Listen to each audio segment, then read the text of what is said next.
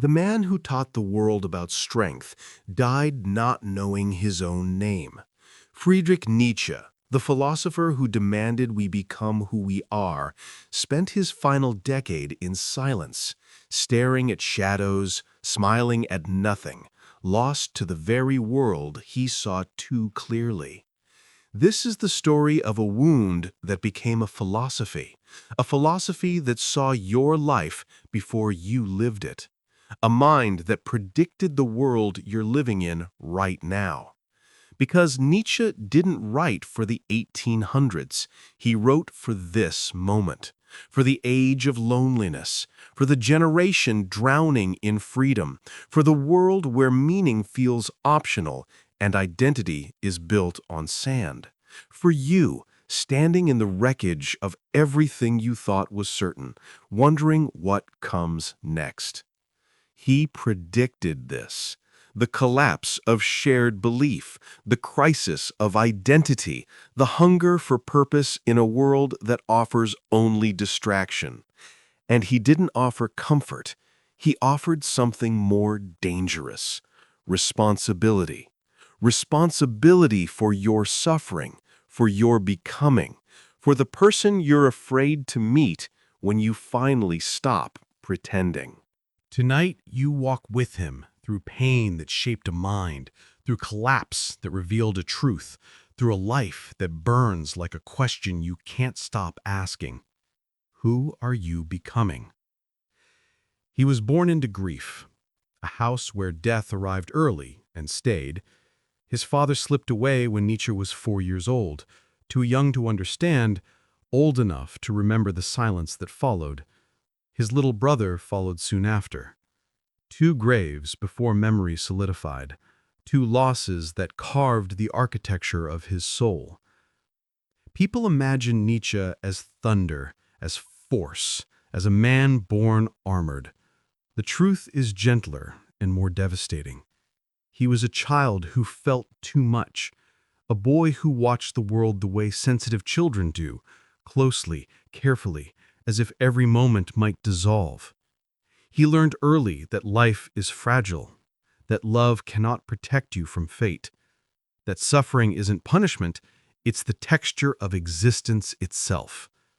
And so he grew into a quiet young man, always thinking, always observing, always standing slightly apart, the way a mirror stands apart from the room it reflects. He felt everything with an intensity that frightened people. He learned to look down when others looked away. He learned that those who see too clearly make the world uncomfortable. His sensitivity wasn't weakness. It was the raw material of his philosophy. Because Nietzsche's ideas didn't come from books first. They came from his body. Decades of illness, migraines so violent he went blind for hours, nausea that left him trembling on hotel floors, insomnia that stretched into weeks of darkness, a nervous system that collapsed at the slightest noise.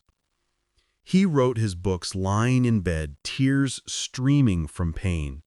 He walked mountain paths with trembling steps because his body was too weak to carry the weight of his mind. When he wrote about courage, he was writing about survival. When he wrote about strength, he was writing about endurance.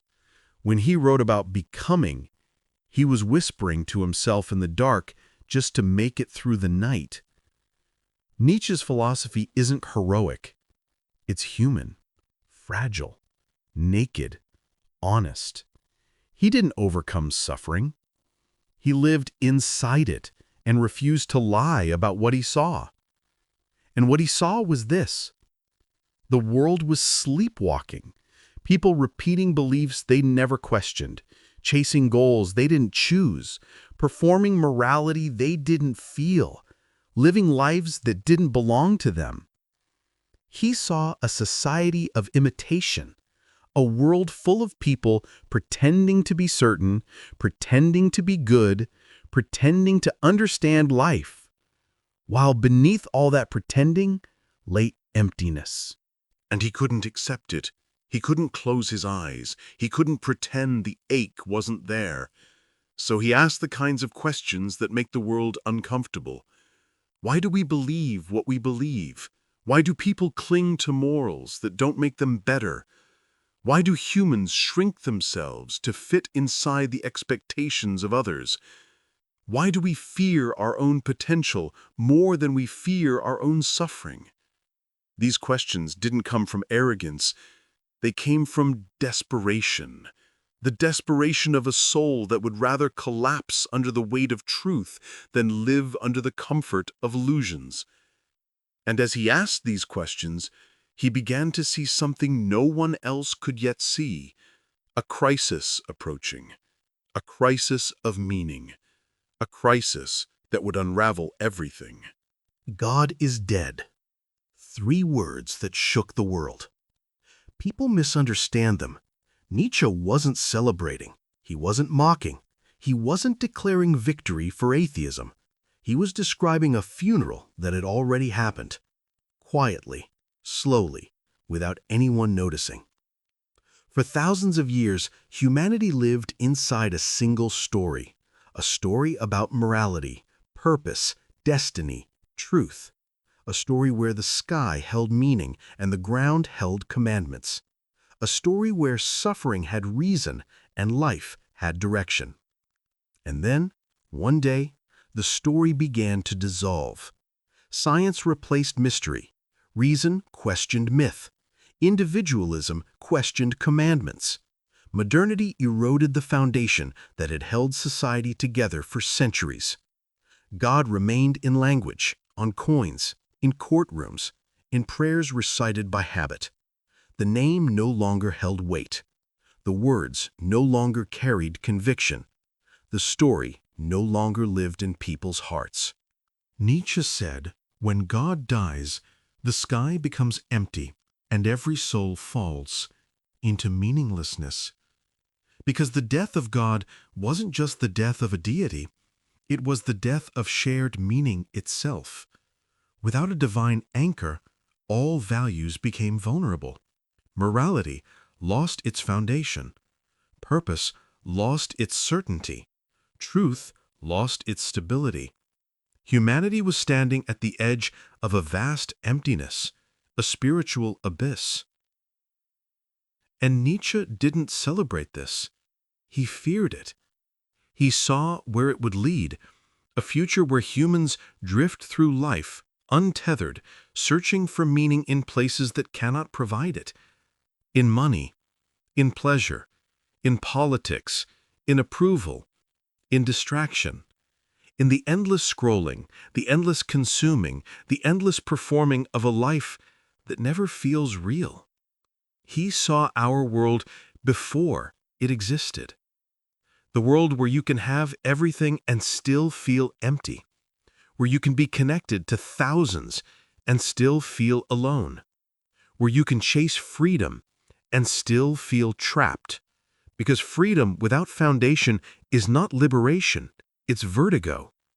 And Nietzsche understood something most people still refuse to accept. The death of God created a vacuum. And that vacuum doesn't stay empty. It fills with whatever is closest, whatever is loudest, whatever promises comfort without demanding transformation. It fills with nihilism. And nihilism is not dramatic. It doesn't arrive with thunder. It arrives like exhaustion, like a sigh at the center of your life. It's the moment you realize the things you chase feel hollow, the moment you question whether your dreams are truly yours, the moment nothing feels heavy enough to anchor you. You're floating, even while your feet are on the ground. Nietzsche believed nihilism was inevitable. When meaning collapses, the soul collapses with it. There are 2 kinds of nihilism, he said. The first is passive nihilism, the most common. This is the person who gives up, who feels life is too heavy, who starts to believe the lie that nothing can ever change, that nothing is worth the effort, that fate decides everything. They sit inside the ruins of meaning and build their home there. They numb themselves. They stop fighting. They drift. Passive nihilism is soft, quiet, deadly. It does not destroy you violently. It dissolves you slowly. You become smaller. You become faded. You become the ghost of the person you were meant to be. Then there is active nihilism, the rare kind, the dangerous kind. This is the person who sees meaning collapse and refuses to accept it. They destroy old values because they want to create new ones. They refuse the morality that was handed to them because they want to carve their own path. Active nihilism is transformation. It is the moment when you say, if nothing has meaning, then I will create my own. This type of nihilism is violent toward illusions. It tears down false hope so true hope can be born. It is the crisis from which a stronger soul emerges. Nietzsche famously warned, if you gaze long into the abyss also gazes into you. The abyss is meaninglessness, the empty center of life. He believed every human being, at least once in their life, must stand at the edge of this emptiness and decide who they will become. Most people run. Most fall. Most pretend the abyss does not exist. A rare few learn to breathe there. And those few become the kind of people Nietzsche admired. People whose strength is forged through crisis. People who do not borrow meaning. People who become their own foundation. Nihilism was meant to burn away everything that isn't truly yours. So when everything you leaned on collapses, who will you become? People misunderstand this concept more than almost anything Nietzsche wrote. They think will to power means dominance, control, violence, conquering others. It doesn't. Will to power is the inner force that pushes every living thing to expand, to grow, to overcome, to become more than it is. Think about it. A plant breaks through stone seeking sunlight. A child learns to walk after falling 100 times. An artist paints even when the world is indifferent. A wounded person rebuilds themselves after being shattered. That impulse, that deep, invisible push toward becoming is the will to power. It is life wanting more life. Nietzsche believed every human has this force inside them, though it sleeps in most people. Comfort weakens it. Fear silences it. Society suppresses it. And when you don't use it, you shrink. The will to power is a drive for self-overcoming. To take the broken parts of yourself and shape them into something stronger. To look at your past and say, that will not decide who I become. To feel your suffering and still move forward. To grow even when it hurts. The will to power is about rising above the older versions of yourself. The versions that were afraid. The versions that were small. The versions that believed they were helpless. Nietzsche believed this. The world is divided into people who use their will to power and people who never awaken it. The question is, what will you do with yours? There are forces that work against this, forces born from resentment. He called this ressentiment. Resentment is the poison of the modern soul. It is the hatred of strength by someone who feels weak, the hatred of freedom by someone who feels trapped, the hatred of excellence by someone who feels inadequate. Resentment builds moral systems. It decides what is good by asking what protects the small ego from feeling inferior. Nietzsche saw that much of modern morality came from this place, sanctifying weakness, demonizing strength, glorifying obedience. He didn't say weakness is evil. He said resentment is, because resentment prevents growth. It prevents honesty. It keeps a person small out of fear. Resentment is insidious because it disguises itself as virtue. It calls humility what is really fear of standing out. It calls equality what is really the hatred of those who rise. It calls compassion what is really the desire to drag everyone down to the same level of mediocrity. The person trapped in resentment cannot celebrate another's success without feeling diminished, cannot witness another's courage without feeling accused, cannot see another's freedom without feeling imprisoned.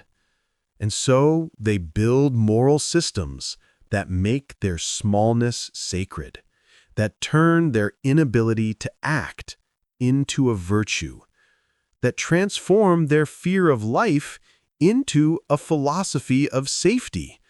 Nietzsche saw that much of modern morality came from this place, sanctifying weakness, demonizing strength, glorifying obedience. He didn't say weakness is evil. He said resentment is, because resentment prevents growth. It prevents honesty. It keeps a person small out of fear. Resentment is insidious because it disguises itself as virtue. It calls humility what is really fear of standing out. It calls equality what is really the hatred of those who rise. It calls compassion what is really the desire to drag everyone down to the same level of mediocrity. The person trapped in resentment cannot celebrate another's success without feeling diminished, cannot witness another's courage without feeling accused, cannot see another's freedom without feeling imprisoned. And so they build moral systems that make their smallness sacred, that turn their inability to act into a virtue, that transform their fear of life into a philosophy of safety. Nietzsche watched this happen in his own time. He watched people who felt powerless reinterpret their powerlessness as moral superiority. He watched weakness become a badge of honor. He watched the inability to rise become reframed as the refusal to sink. And he understood that this was dangerous, because a morality built on resentment does not elevate humanity. It merely ensures that no one can elevate themselves without being called selfish, prideful, cruel. From resentment grew what Nietzsche called slave morality, a morality born from people who felt powerless, people who could not change their circumstances and therefore reinterpreted them. If they could not be strong, they declared strength evil. If they could not rise, they declared rising immoral. If they could not act, they declared action dangerous. Slave morality is the morality of comfort, of safety, of fear disguised as virtue. It praises humility, obedience, equality, though these qualities are sanctified because they protect the frightened soul from facing its own smallness. Slave morality does not ask what makes life stronger. It asks what makes me feel safe. It does not celebrate courage. It celebrates compliance. It does not honor ambition. It honors submission. It does not respect the individual who dares. It respects the crowd that conforms. In contrast, Nietzsche described master morality, a morality of creation, a morality born from people who feel capable, alive, full of possibility. Master morality values courage, truthfulness, self-respect, creativity. It doesn't apologize for its desires. It doesn't shrink itself to make others comfortable. It doesn't resent the strong. It seeks to become stronger. Master morality begins with the self and expands outward.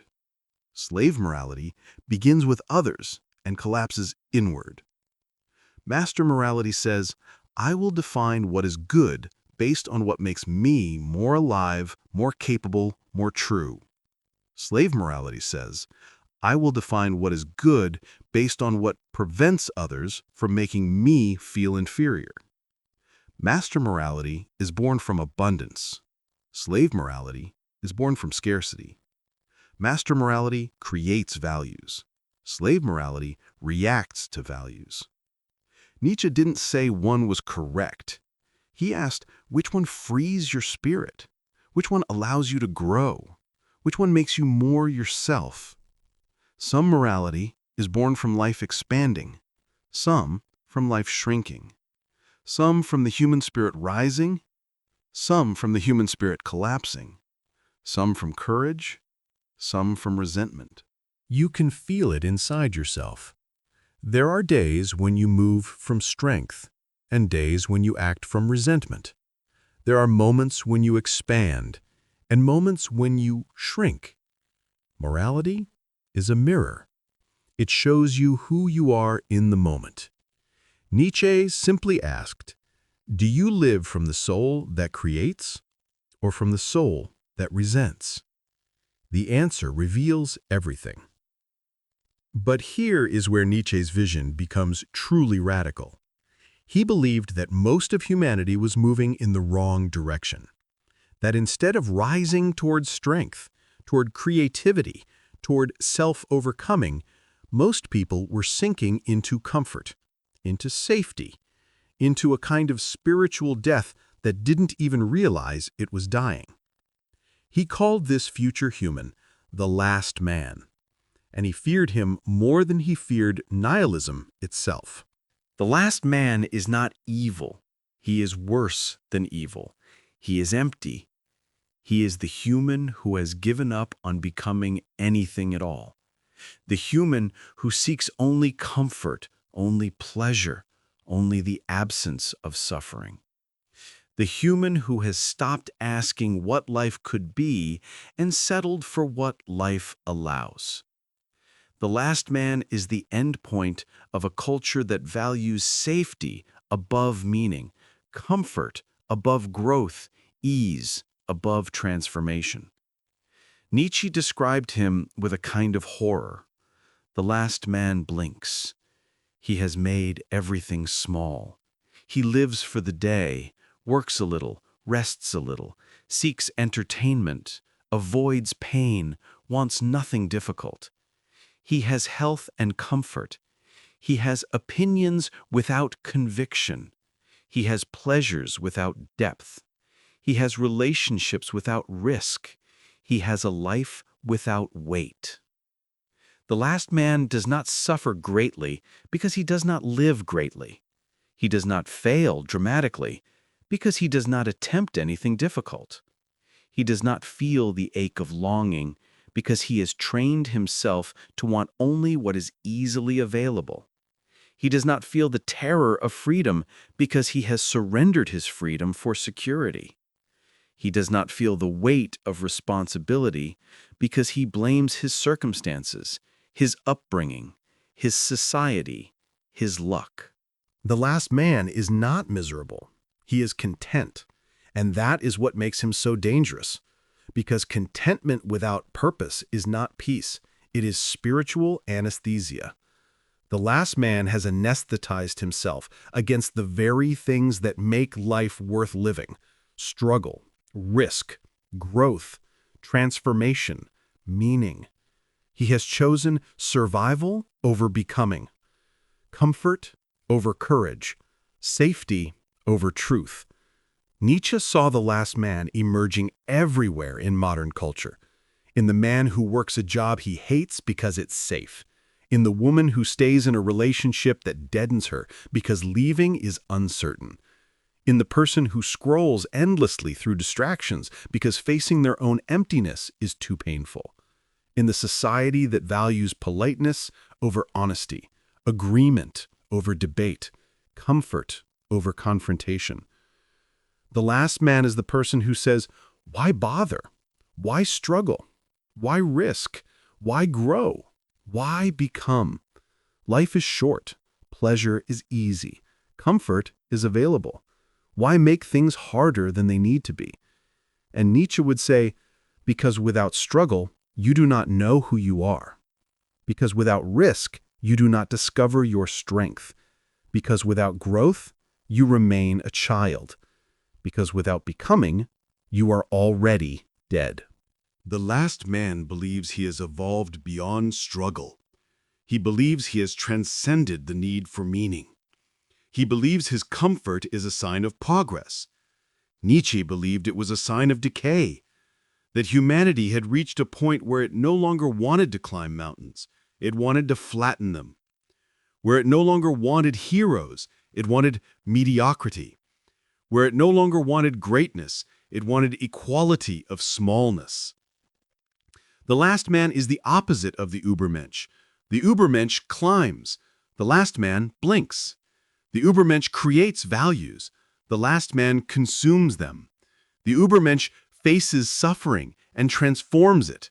The last man avoids suffering and numbs it. The Übermensch becomes. The last man remains.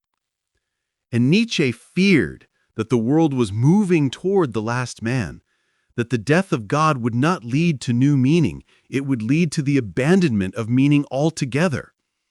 That humanity, faced with the terrifying freedom of creating its own values, would instead choose comfort, would choose distraction, would choose the slow, quiet death of a life lived without depth. He feared this because he knew how seductive it is, how easy it is to sink into comfort, how tempting it is to avoid the hard questions, how natural it is to choose the path of least resistance. He feared it because he saw it in himself, the days when his body hurt so much he wanted to give up, the nights when his loneliness felt unbearable, the moments when he wondered if all his suffering was worth it. And yet, Nietzsche refused to become the last man. He refused to shrink. He refused to accept comfort as a substitute for truth. He refused to live a small life even when his body demanded it. He refused to stop becoming even when becoming meant breaking. And in that refusal, he carved out a vision of what a human could be if they dared to reject the last man's path. He called this vision the Übermensch. Few ideas in philosophy are more misunderstood. People think Übermensch means a superior race, a master race, a dictator, a conqueror. That is a lie, a distortion, a violent misuse of Nietzsche's thought by people who needed justification for their own darkness. The Übermensch is a psychological transformation, a human being who becomes the creator of their own meaning. Nietzsche believed the death of God left humanity floating without anchor, no shared values, no inherited purpose, no universal truth. So he asked, what kind of human can survive this emptiness? Who can live without leaning on religion, tradition, comfort, or the approval of society? His answer? The Übermensch. A human who faces their suffering, confronts their contradictions, destroys their illusions, overcomes their past, builds a new self, creates their own values, stands alone without collapsing. The real meaning is this. The Übermensch is the person you are afraid to become because you know how much you would have to lose. You would have to lose your excuses, your comforts, your dependencies, your borrowed beliefs, your inherited morality, your old identity, your familiar suffering. You would have to leave the version of you that feels safe to become someone who feels true. Most people cannot do this. They don't want freedom. They want comfort. They don't want to become themselves. They want to remain what they already are. A rare few will walk this path, and Nietzsche believed humanity's future depended on these few souls. The ones brave enough to build meaning in a world where meaning has died. The ones strong enough to stand alone without collapsing. The ones honest enough to face themselves without looking away. That is the Übermensch, a fully human. A human who has finally become themselves. Nietzsche gave a mythic framework for this transformation. He wrote about it in Thus Spoke Zarathustra, his strangest and most beautiful book. Zarathustra is not a philosopher. He is a prophet, a wanderer, a voice descending from the mountain to teach humanity what it has forgotten. And the first thing Zarathustra teaches is the three metamorphoses, the three stages every soul must pass through to become itself. The first metamorphosis is the camel. The camel kneels. The camel bears weight. The camel accepts the burden that others place upon it. The camel represents the human who lives by duty, by obligation, by inherited values. The camel says, "Tell me what to believe. Tell me what is right. Tell me what I should become." The camel is obedient, respectful, compliant, and necessary, because every soul begins here. Every human starts by learning the rules, the traditions, the morals of their society. The camel carries the weight of culture on its back and does not question it. But the camel is not the end. It is the beginning, because at some point, the soul grows restless. It begins to feel the weight it carries.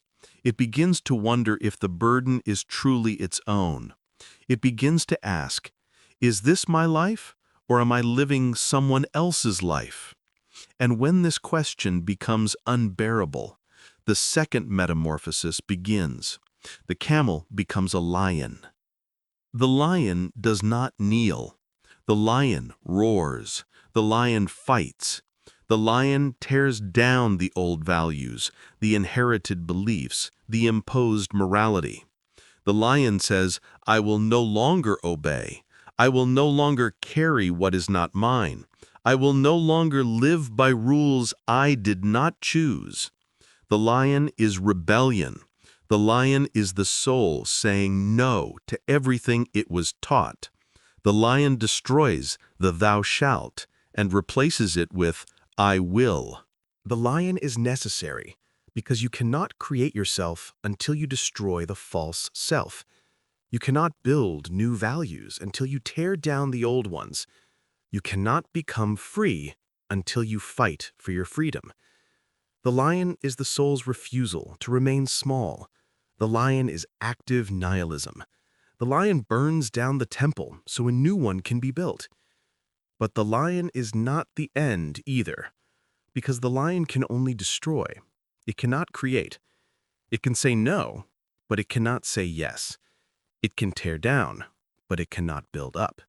It can reject, but it cannot affirm. And so, if the soul is to truly become itself, a third metamorphosis must occur. The lion must become a child. The child does not destroy. The child creates. The child does not remember the old rules, because the child lives in a world where the old rules no longer exist. The child is innocence, forgetting, a new beginning, a sacred yes. The child does not carry resentment. The child does not remember what it lost. The child plays. The child invents. The child creates values out of joy, not reaction. The child is the soul that has moved through obedience, through rebellion, and arrived at creation. The child is the Übermensch, the human who no longer needs to fight the world because they have become their own world. The human who no longer needs to reject values because they have created their own. The human who no longer needs permission because they have given themselves permission. Nietzsche believed most people never leave the camel stage. They carry their burdens until they collapse.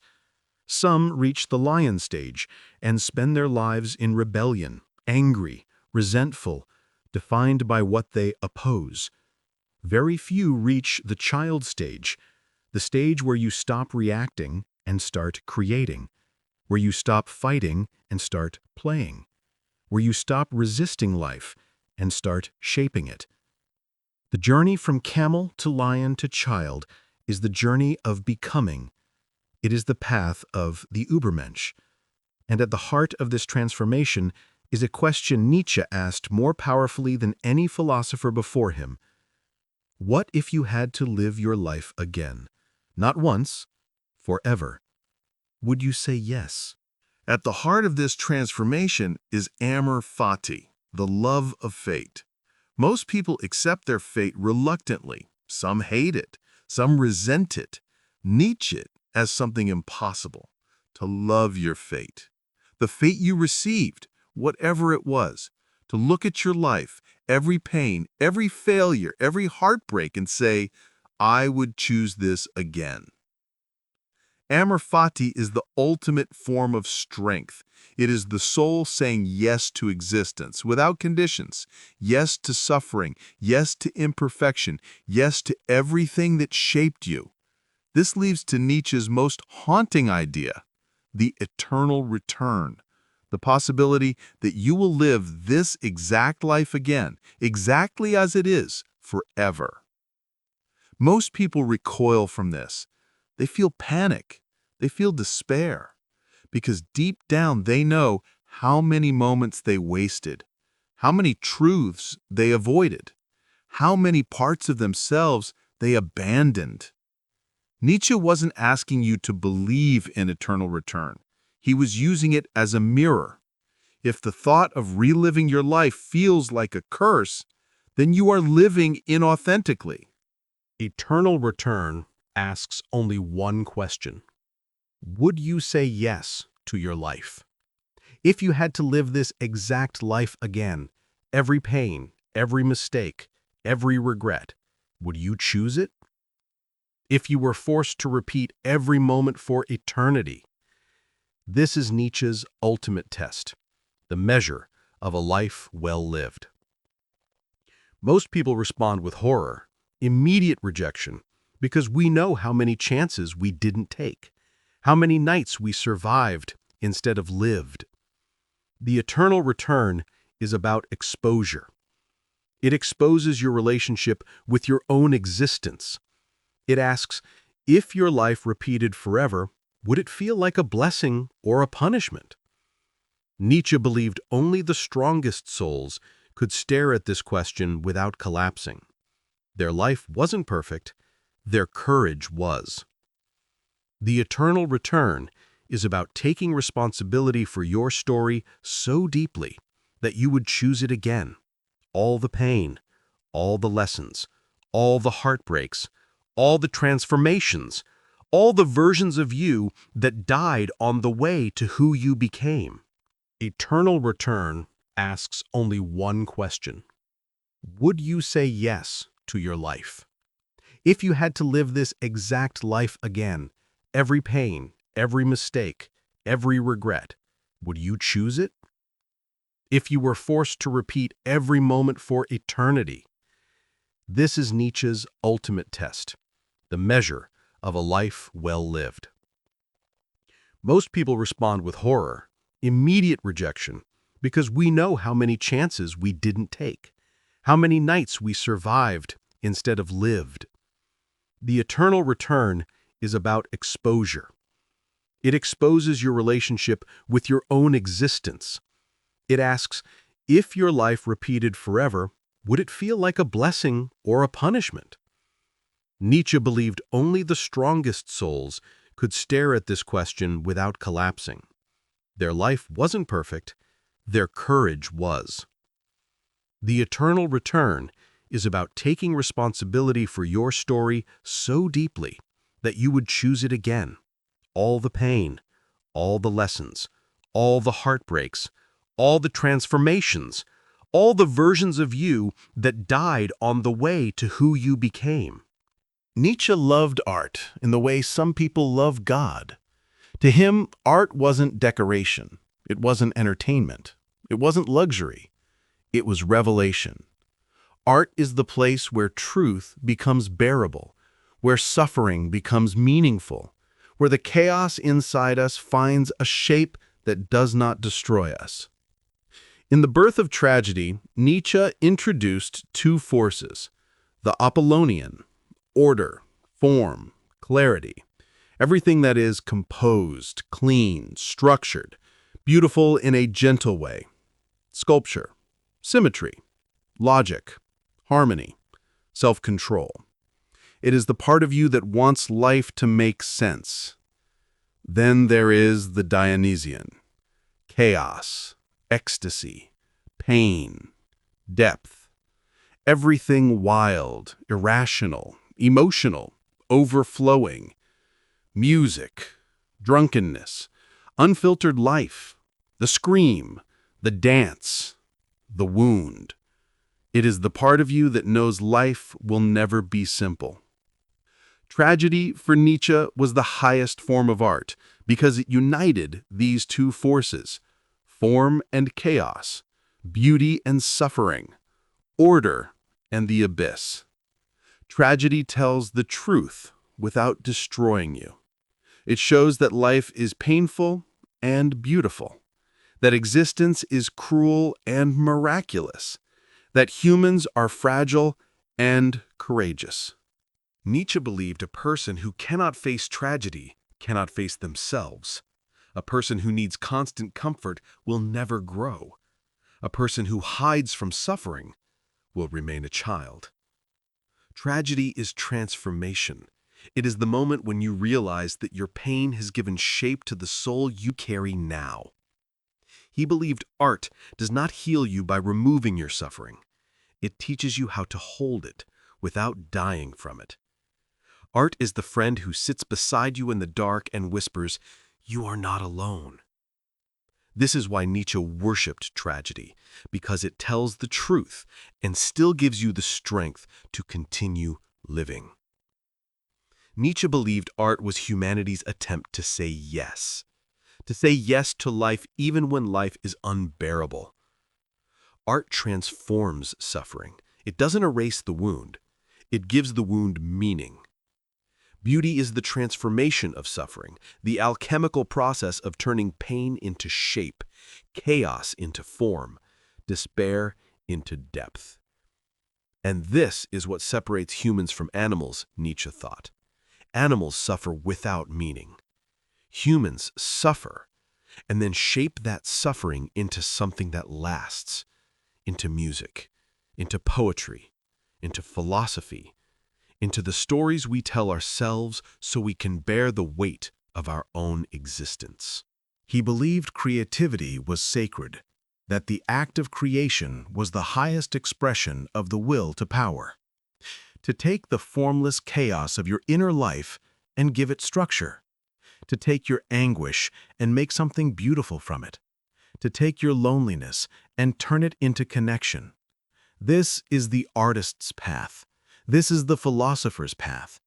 This is the path of anyone who refuses to let their suffering be wasted. And Nietzsche walked this path every day of his life. He turned his migraines into aphorisms, his loneliness into philosophy, his heartbreak into wisdom, his collapse into revelation. His entire life was an act of artistic transformation, a refusal to let pain be meaningless, a commitment to shaping his suffering into something the world could use. He didn't succeed because he was strong. He succeeded because he was honest, because he refused to pretend, because he stared at his wounds and said, "I will make something from this. I will not waste this. I will not let this destroy me without giving it shape first." And that is the gift he offers you. He believed love was beautiful and dangerous. Most people love to avoid themselves, and Nietzsche refused to use love as a hiding place. He wanted connection that did not demand self-betrayal, companionship that did not weaken the soul, affection that did not collapse into neediness. He believed friendship was more sacred than romance, because true friendship does not consume, does not demand, does not suffocate. It stands beside you without asking you to shrink. Nietzsche rarely found such friendships. Most people felt threatened by his clarity, his honesty, his unsettling depth, and so he walked alone through most of his life, a man with a loud mind in a world full of quiet fear. His loneliness did not make him bitter. It made him precise. It sharpened his vision. It deepened his philosophy. It carved him into a person who could see what others refused to see. Nietzsche's solitude was a forge, and from that solitude came a philosophy that continues to haunt every generation. He wrote about love as few philosophers have.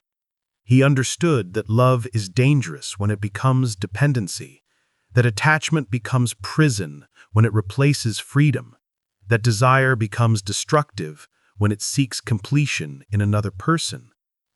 The permission to transform, the invitation to create, the challenge to turn your suffering into the raw material of your becoming. But transformation requires more than philosophy. It requires human connection. And here, Nietzsche's life becomes heartbreaking. Because the man who understood loneliness better than almost anyone also lived it more deeply than most. His relationships were few, intense, and often tragic. And they shaped his philosophy in ways he never fully admitted. Nietzsche's heart was wounded. People imagine him as harsh, unfeeling, arrogant. The truth is quieter. He was one of the loneliest men in the history of philosophy. He loved deeply. Those he loved did not love him back. His friendships broke. His proposals were rejected. His connections faded. His letters went unanswered. His health isolated him. His mind isolated him even more. Nietzsche believed loneliness was the price of seeing too much. He once wrote, "The higher we soar, the smaller we appear to those who cannot fly." He didn't mean superiority. He meant solitude. The deeper your journey inward, the fewer people can walk with you. He believed true love respects solitude, that the deepest connection happens between two people who are already whole, who do not need each other to feel complete, who choose each other freely, without desperation, without the fear of being alone. He believed love should expand you, challenge you, reveal you to yourself. Love should make you more yourself, not less. And yet, Nietzsche struggled with this in his own life. He proposed to Lou Salome, the woman he loved. She rejected him. The wound never fully healed. He wrote about her in fragments, in letters, in philosophical meditations disguised as theory. He loved her the way lonely people love, with an intensity that feels like drowning, with a hunger that frightens the other person, with a need that becomes unbearable. Lou Salome was brilliant, independent, unconventional. She moved through intellectual circles like a force. She captivated Nietzsche and his friend Paul Ray. The three of them formed a strange triangle, two men in love with the same woman, a woman who wanted neither. Nietzsche proposed marriage. She declined. He tried to convince her. She refused. He watched her choose neither him nor Ray, but her own freedom. And it broke something in him. His heartbreak taught him something philosophy books never could. That love is not enough. That clarity is not enough. That even the deepest understanding cannot protect you from the loneliness of being misunderstood. And so he learned to carry his solitude the way some people carry faith, as a necessity, as a discipline, as the price of his vision. He believed that those who see clearly will always walk alone, that the world is not ready for honesty, that most people prefer the comfort of lies to the violence of truth. And so the philosopher becomes a lonely figure, standing at the edge of society, watching, understanding, speaking truths that no one wants to hear. Nietzsche's loneliness was existential. It wasn't just the absence of companionship. It was the absence of being understood, the absence of someone who could meet him in the depths of his thought without flinching, the absence of a mirror that could reflect back his complexity without shattering. And so he wrote. He wrote to future generations. He wrote to people who had not yet been born. He wrote to you, because he believed that somewhere, sometime, someone would read his words and feel less alone. Nietzsche became Wagner's disciple. He visited Wagner's home. He sat beside him for hours discussing art, music, philosophy, the future of culture. Wagner saw potential in Nietzsche. Nietzsche saw a father figure, a mentor, a model for what a life of creativity could be. For years, they were inseparable. Nietzsche wrote essays praising Wagner's genius. Wagner praised Nietzsche's brilliance. It felt like destiny, like two minds finding each other in a world that understood neither. And then, slowly, the cracks appeared.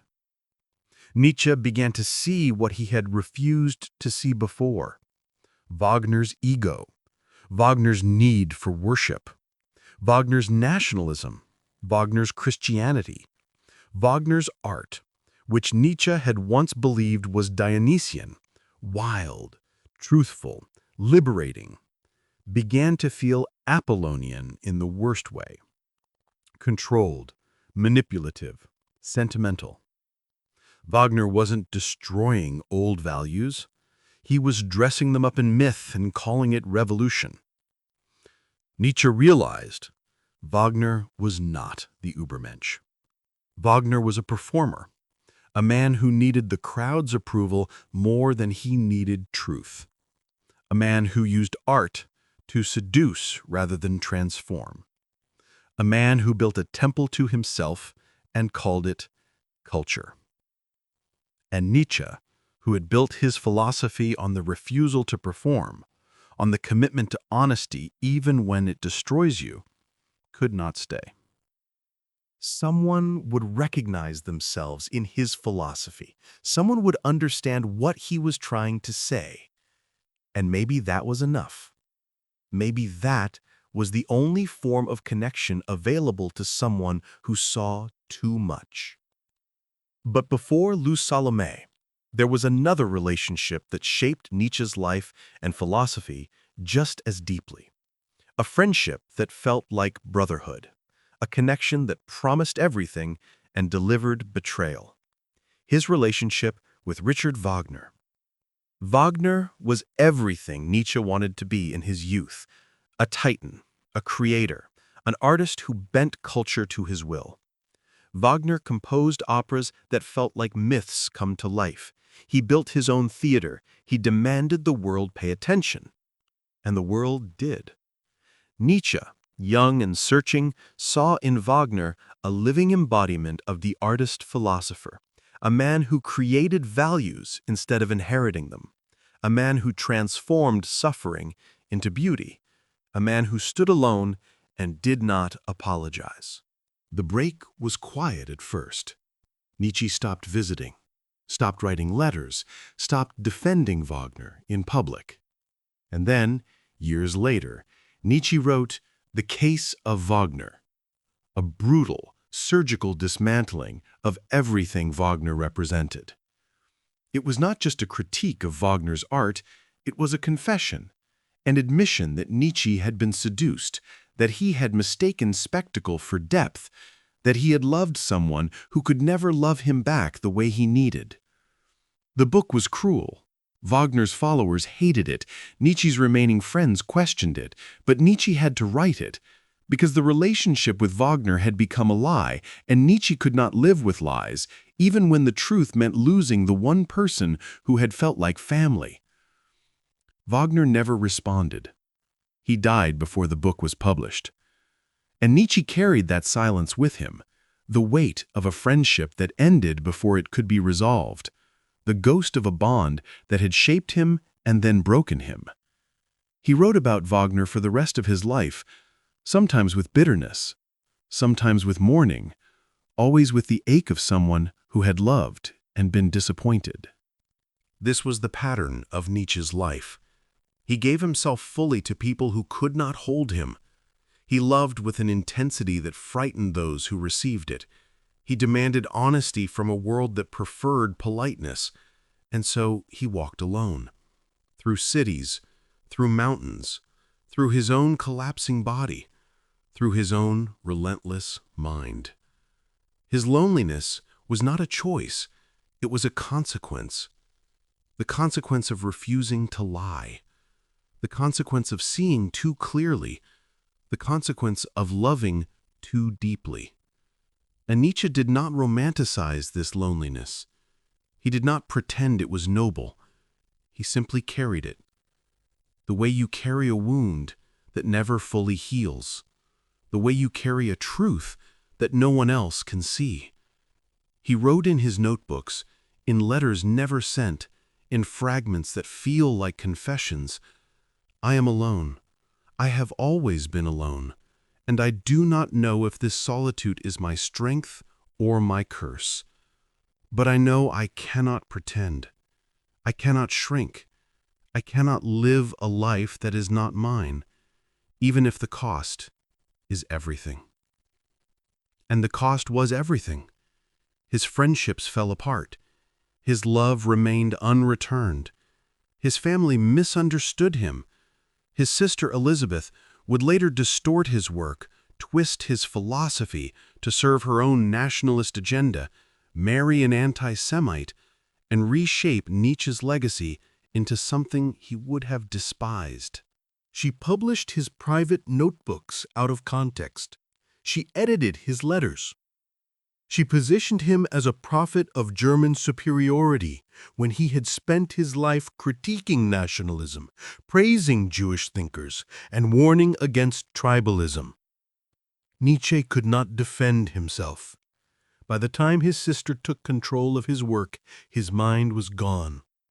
He sat in a chair, staring at nothing, while his legacy was stolen, while his words were used to justify the very things he opposed, while his philosophy of individual freedom was turned into a philosophy of collective power. This is the tragedy of Nietzsche's loneliness. He walked alone. He thought alone. He suffered alone. And when he finally collapsed, there was no one to protect him, no one to preserve his truth, no one to say, "This is not what he meant." And yet, his loneliness was also his gift, because in that solitude, he found clarity. In that isolation, he found honesty. In that silence, he found a voice that still speaks across time. He learned that the soul grows in the places where it is most alone, that truth emerges where comfort ends, that becoming requires the courage to stand without support. Nietzsche's loneliness was not a failure. It was the condition of his transformation, and he understood this. He wrote, "The lonely one offers his hand too quickly to anyone who meets him." He understood the hunger for connection, the desperation for understanding, the ache of isolation.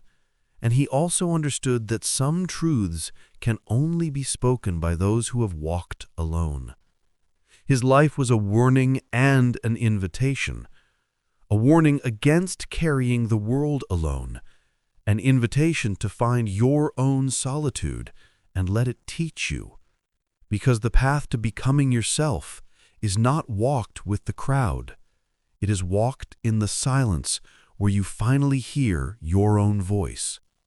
And Nietzsche's voice, even in its loneliness, even in its pain, still echoes. There is a moment in every great thinker's life when their ideas reveal the cost they carried. For Nietzsche, that moment came slowly, through decades of illness that never let him breathe freely. He lived with migraines so violent he went blind for hours, nausea that left him trembling on the floor, insomnia that stretched into weeks, loneliness that felt like exile, a nervous system that collapsed at the slightest noise, a body that betrayed him every day. He wrote his books lying in bed, with tears streaming down his face from pain. He walked with trembling steps because his body was too weak to carry the weight of his mind. He traveled from city to city, seeking climates that would ease his suffering: Genoa, Basel, Turin, Sils Maria. And in every place he found the same thing. Pain followed him, and truth followed the pain. When he wrote about courage, he was writing about survival. When he wrote about strength, he was writing about endurance. When he wrote about self-overcoming, he was whispering to himself in the dark just to make it through the night. Nietzsche's philosophy isn't heroic. It is human, fragile, naked, honest. He didn't overcome suffering. He lived inside it and refused to lie. The world became too heavy for him. In 1889, something inside Nietzsche broke. The mind that had carried so much finally shattered. The story is famous. He saw a horse being beaten in Turin, ran forward, threw his arms around its neck, and sobbed until he collapsed. Historians argue whether it happened this way, though the symbolism is undeniable. A man who felt every pain as if it were his own finally reached the limit of what a human heart can hold. After that moment, he wrote letters that didn't make sense. Letters signed The Crucified, Dionysus, Zarathustra, The One Who Was Dead. Letters full of beauty, madness, love, and unbearable sorrow. He wrote to friends who were no longer friends, wrote to enemies with affection, wrote to the world as if he were speaking from another realm. One letter to his friend Franz Overbeck, I have just had all anti-Semites shot. Another to Cosimo Wagner, Richard's widow, Ariadne, I love you. Another simply signed, Dionysus against the crucified. The letters were fragments of a mind trying to hold itself together and failing. They were poetic. They were terrifying. They were the voice of someone who had seen too much and could no longer carry the weight of what he had seen. These letters were the cries of a soul that had carried too much for too long. His mind, the sharpest Europe had seen, finally fell silent. Nietzsche lived the last decade of his life unable to care for himself. His mother, then his sister, watched over him.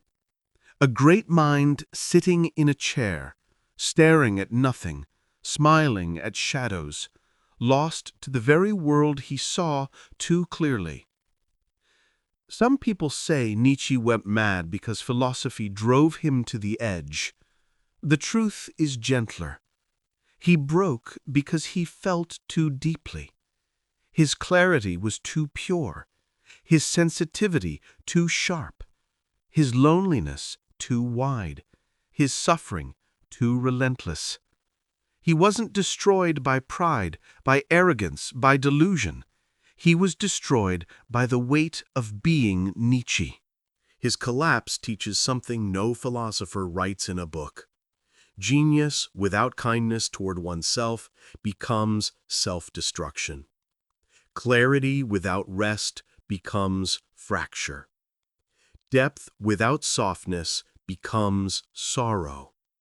Strength without limits becomes collapse. Nietzsche is a warning against carrying the world alone. His death was quiet. His mind, once ablaze, went dark. The man who tried to teach humanity how to stand could no longer stand himself. The philosopher who demanded we become who we are forgot who he was. And yet, in his silence, his words began to speak. The books he wrote in pain, the philosophy he carved from suffering, the truths he whispered in the dark, they spread across the world like fire. Nietzsche died unknown. He lived ignored. His books sat in storage. His ideas were dismissed. His suffering was private. And then, slowly, the world began to understand. The world began to see what he saw. The crisis he predicted arrived. The collapse of meaning he warned about became undeniable. The nihilism he diagnosed became epidemic. And suddenly, Nietzsche's voice mattered. His philosophy became the foundation of modern thought. He shaped psychology, literature, art, existentialism, postmodernism, spirituality. He shaped every generation that came after him, even the ones who misunderstood him. Because Nietzsche didn't write for his century, he wrote for the future. He wrote for the moment when humanity would finally need what he had to say. Sigmund Freud acknowledged Nietzsche's insights into the unconscious, into the drives that shape human behavior, into the ways we lie to ourselves. Carl Jung saw in Nietzsche the exploration of the shadow, the confrontation with the dark parts of the self, the journey toward individuation. Albert Camus found in Nietzsche the courage to face absurdity without retreating into false hope. Jean-Paul Sartre found in Nietzsche the foundation of existentialism, the idea that existence precedes essence, that humans must create their own meaning. Michel Foucault found in Nietzsche the tools to deconstruct power, to reveal how truth is constructed, how morality serves interests, how knowledge and control are intertwined. Gilles Deleuze found in Nietzsche a philosophy of affirmation, of difference, of becoming. Martin Heidegger found in Nietzsche the question of being, the confrontation with nihilism, the search for authentic existence. Even those who opposed him were shaped by him.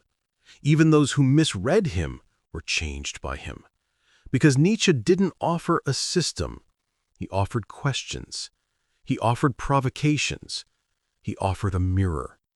And once you look into that mirror, you cannot unsee what it shows you. But his influence was not just intellectual, it was personal, it was existential. Nietzsche taught generations of people how to face their own suffering, how to transform their pain into strength, how to create meaning in a world that offers none, how to become themselves when the world demands they remain small. He taught artists how to create without apology. He taught philosophers how to think without safety. He taught psychologists how to look into the darkness without flinching. He taught ordinary people how to walk through their own abyss and emerge transformed. And he did this by living it first. By refusing to hide his wounds. By refusing to pretend his suffering was noble. By refusing to offer comfort when comfort would be a lie. He walked the path he described. He suffered the transformation he demanded. He became the proof that his philosophy was not just theory, it was survival.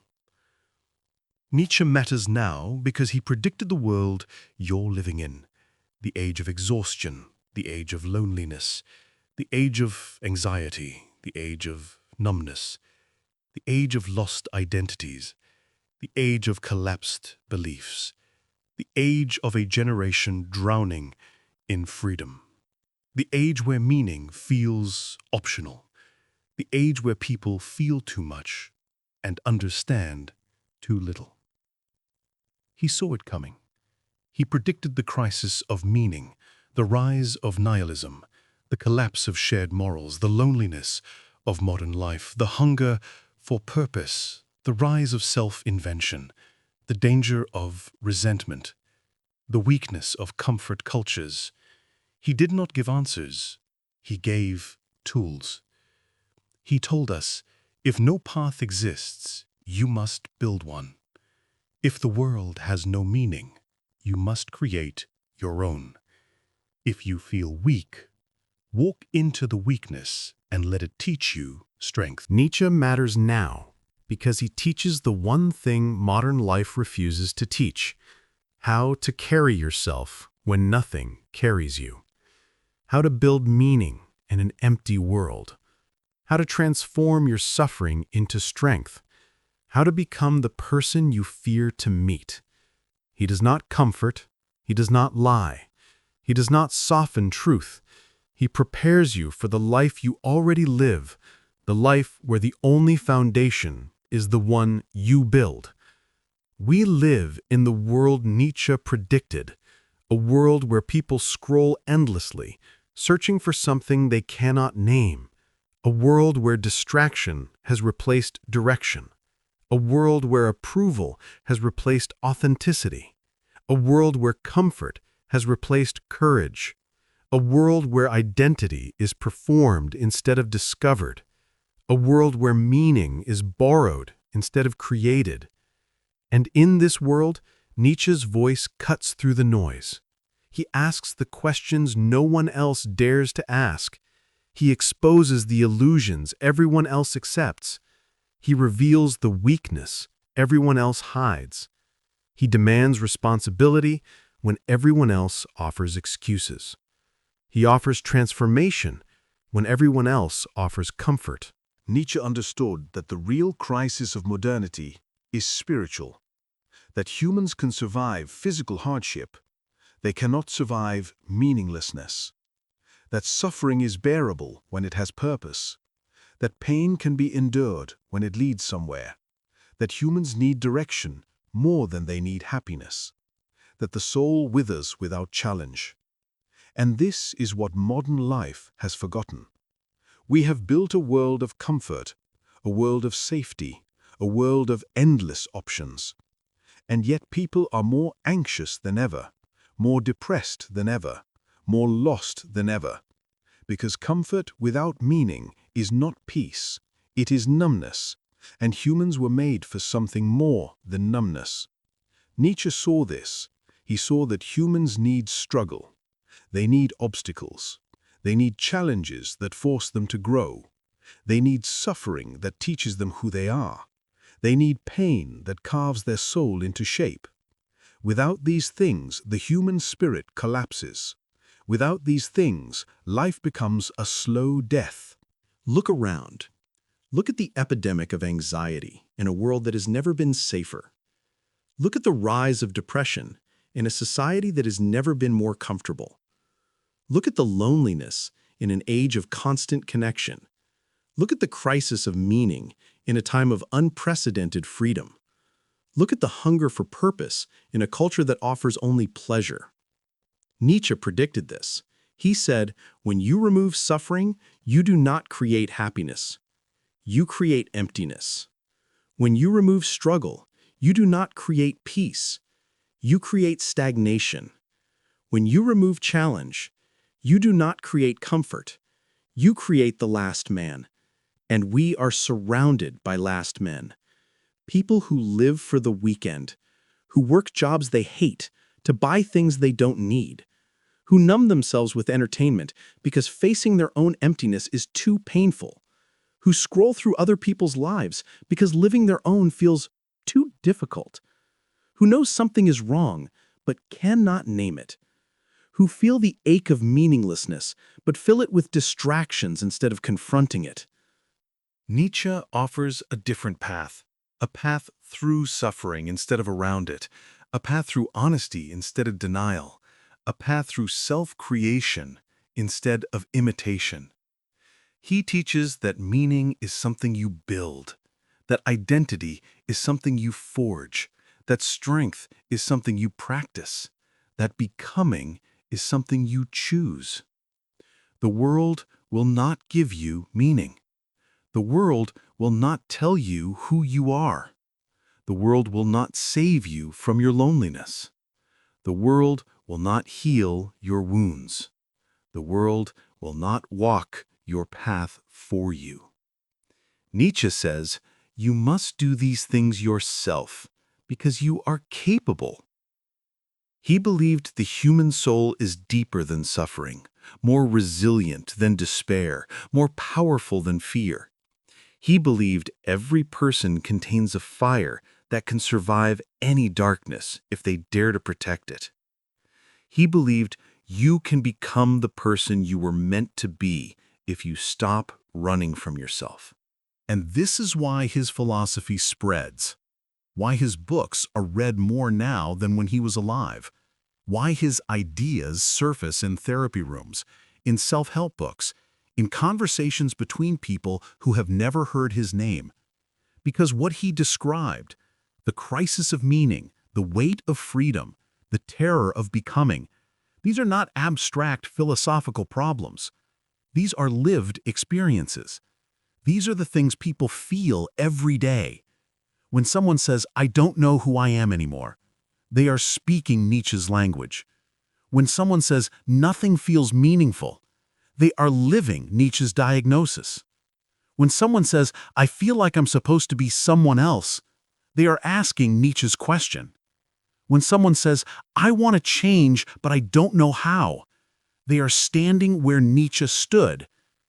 And Nietzsche's answer is always the same: you must become who you are. You must face what you have been avoiding. You must walk into the darkness and discover that you are stronger than you believed. You must stop waiting for the world to give you permission and start giving yourself permission. You must transform your suffering into the raw material of your becoming. This is why Nietzsche matters, because the world he predicted has arrived, and the questions he asked are the questions we are asking, and the path he walked is the path we must walk, and the transformation he demanded is the transformation we need. Close your eyes. Some truths can only be seen when nothing distracts you. You have walked with Nietzsche through pain, through collapse, through loneliness, through the ruins of meaning, through the long corridors of suffering that shaped his life and shape yours too. And now, there is only one thing left: a question. A question Nietzsche didn't leave in any book, one that follows the rhythm of everything he wrote. It is the question that decides who you become after tonight.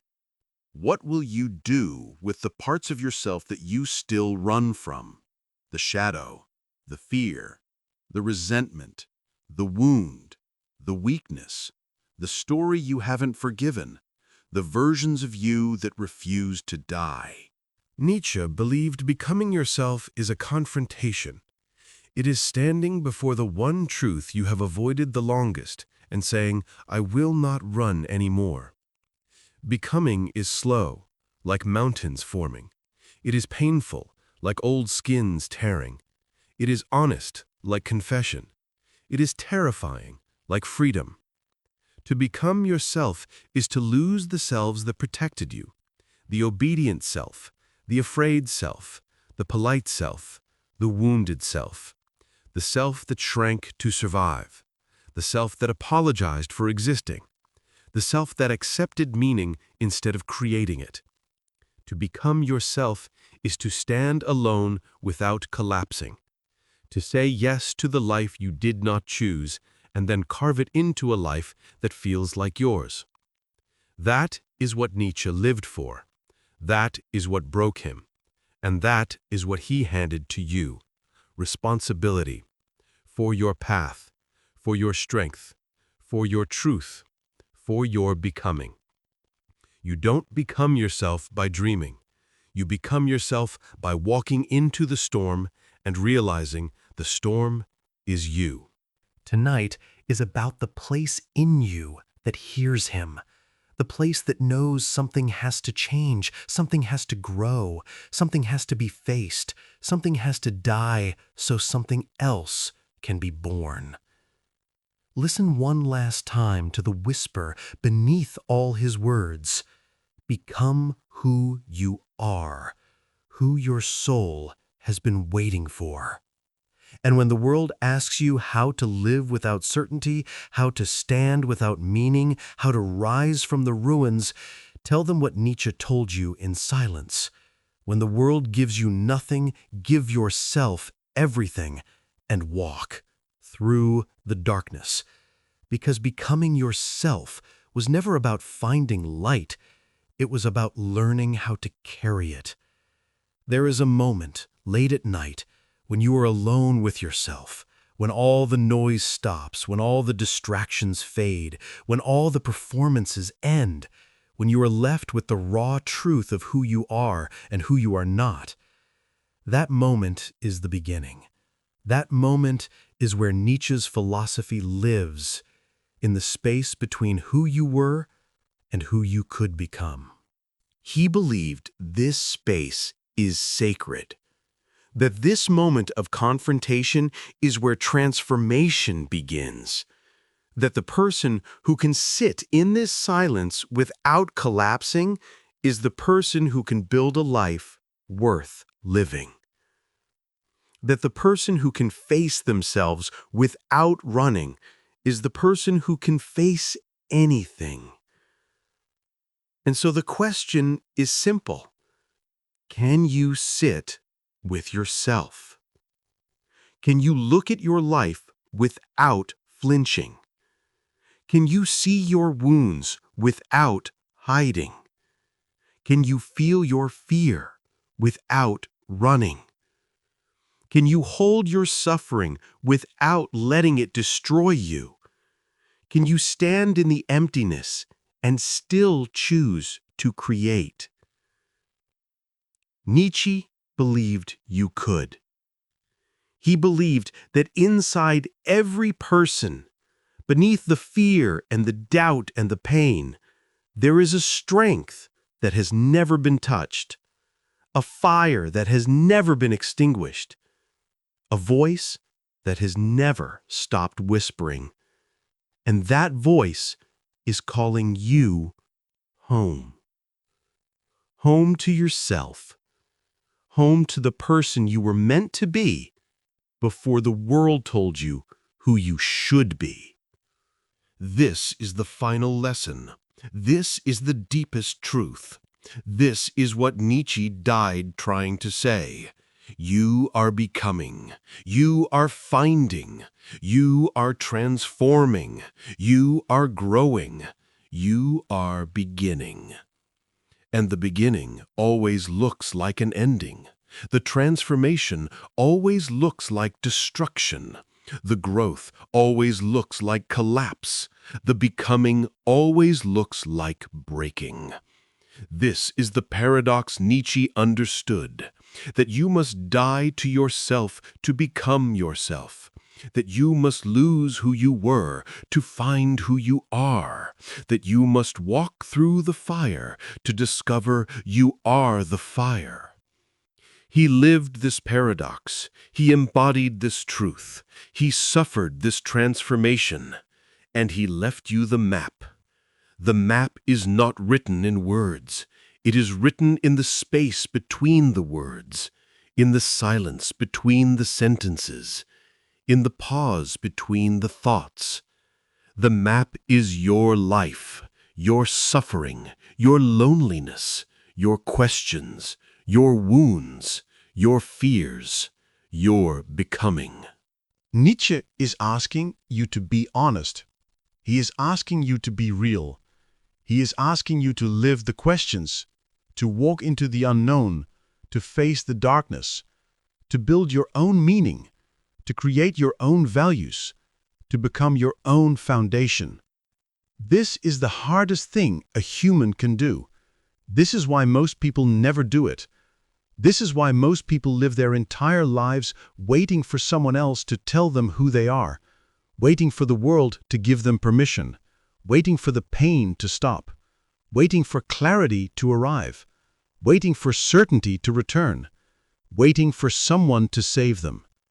Nietzsche says, stop waiting. Start walking. The path appears beneath your feet. The meaning emerges through your choices. The strength grows through your suffering. The self is built through your becoming. You are the creator. You are the artist.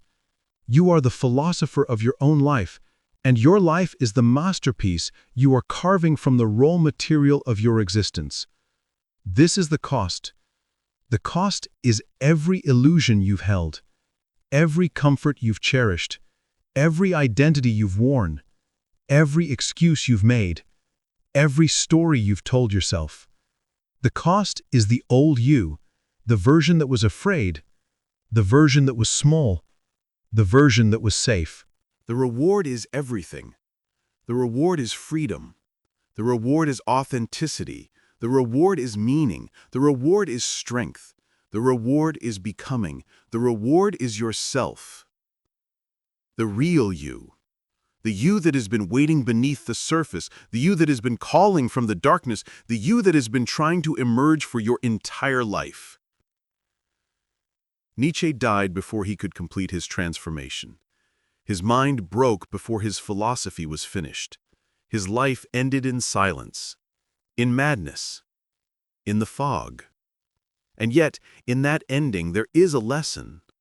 The lesson is this: becoming is not about completion. Becoming is about movement, about direction, about walking. Even if you never arrive, even if you never finish, even if you break before the end, the walking matters. The becoming matters. The attempt matters. He walked his path with more courage than most people ever find. He faced his suffering with more honesty than most people ever dare. He lived his truth with more intensity than most people ever feel. And even though his life ended in collapse, his spirit lives in every person who hears his words and feels something awaken inside them. That awakening is happening right now. As you hear these words, as you feel this stirring, as you recognize yourself in his story, as you see your life reflected in his philosophy, as you understand that the questions he asked are the questions you're asking, that the suffering he felt is the suffering you feel, that the path he walked is the path you're walking.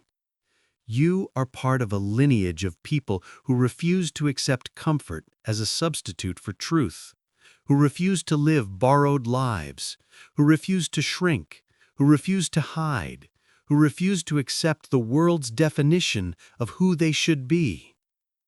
Nietzsche is whispering to you across time, from his sickbed, from his mountain paths, from his collapse, from his silence.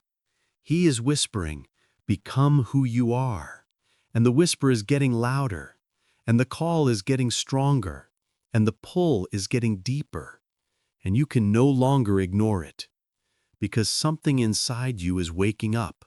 Something inside you is stirring. Something inside you is saying, "I cannot live this way anymore. I cannot pretend anymore. I cannot hide anymore. I cannot wait anymore. I cannot be small anymore. I have to become. I have to grow. I have to transform. I have to walk. I have to begin." Nietzsche is asking you, which will you choose? Comfort or truth? Safety or growth?